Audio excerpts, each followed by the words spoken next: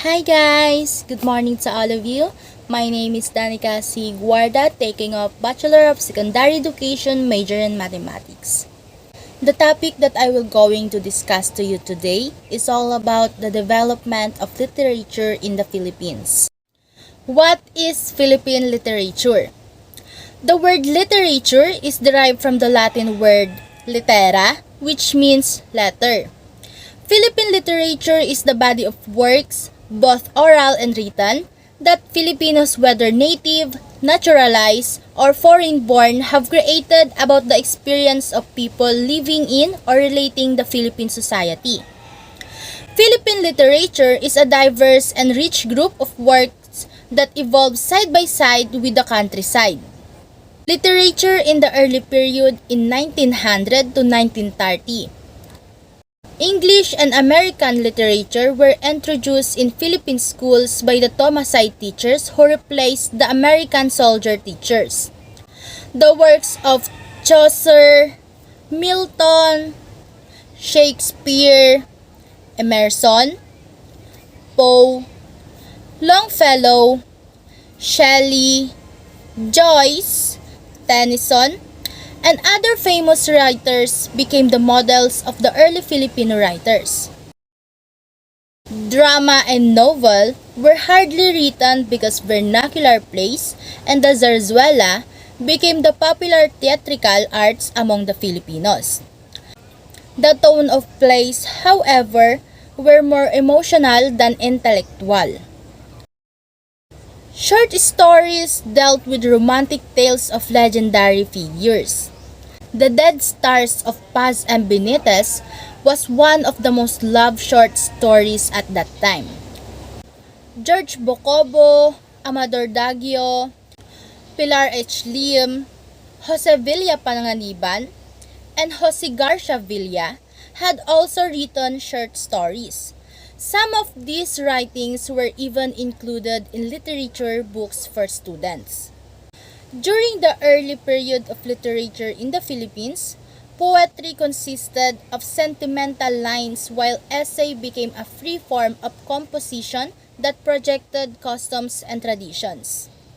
The poems of Luis Dato, Virgilio Floresca, Abelardo Sobido, and Francisco Tonog Banwa dominated the early period of the Philippines literature. Likewise, Francisco Benitez, George Bocobo, Camilo Ocias, Claro M. Recto, and Carlos P. Romulo became famous for their essays. The literature in the middle period, 1930 to 1960. During this period, Philippine literature in English had tremendously improved, particularly in essay, short, and poetry. The literary style of the essay improved during the Japanese occupation, but after 1945, the essay turned to nationalism and politics as its themes. Among the essayists during this period were Francisco Icasiano, Francisco Arellano, George Bocobo, Salvador Lopez, Camilo Ocias, Jose Garcia Villa, Leopoldo Yabes, and Pura Santillan Castrense. During this period, the short story showed the most rapid improvement in terms of quality and depth.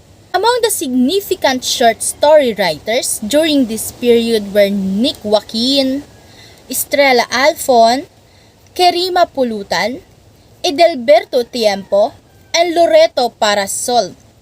In this period, poetry remained romantic.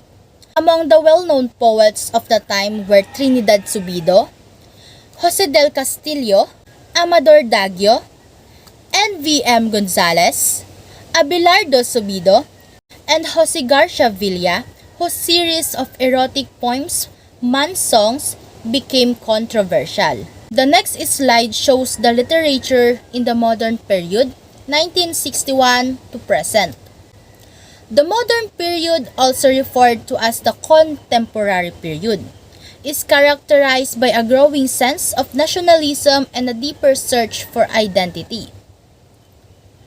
Literary works of this time were aimed for socio-political reforms due to the country's emerging political and social problems and issues. Filipino essayists like Francisco Arcellana, Renato Constantino, Carlos Quirino, and Teodoro Valencia, among others, wrote essays that focus on injustices, moral corruption, and socio-economic reforms.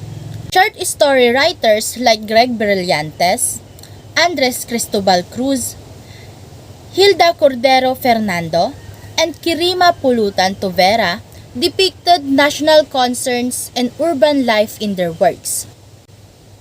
Among the poets who were active in this period were Teodoro Locsin, Rolando Carbonell, Edith Tiempo, Manuel Viray, and Mauro Avena. Drama did not flourish well compared to other literary genres. It only had its substantial significance when theater groups organized themselves and performed before the general public. Thereafter, the teaching of drama in colleges and universities followed. Some of the well-known playwrights of this period were Wilfrido Magrero, Severino Montano, Estrella Alfon, Ricardo Demetilo, and Jesus Peralta.